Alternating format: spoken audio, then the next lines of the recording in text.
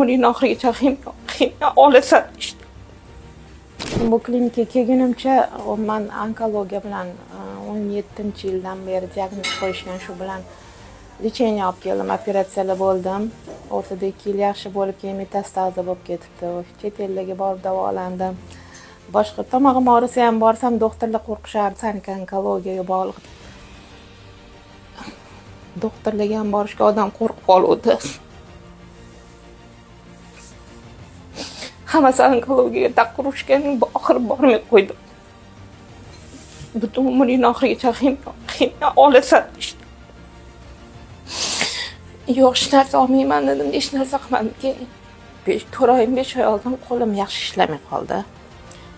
Yo'q dedim, hozir doktorga chiqsam yana onkologiya deyishadi, bormadim. Ximiya oldim, operatsiyadan keyin yana ximiya oldim, nur oldim.